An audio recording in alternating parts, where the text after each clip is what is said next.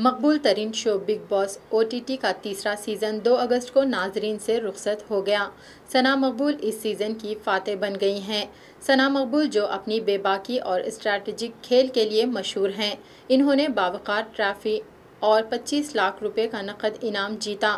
شو جیتنے کے بعد ثنا نے ایک انٹرویو دیا اور بگ باس کے گھر میں اپنے تجربات شیئر کیے۔ اس کے علاوہ انہوں نے شو میں جذباتی اتار چڑھاؤ کے بارے میں بھی بات کی۔ ثنا نے کہا، پہلے 2 ہفتوں تک سب کچھ ٹھیک لگتا ہے، لیکن جیسے جیسے کھیل آگے بڑھتا ہے، حالات بدلنے لگتے ہیں۔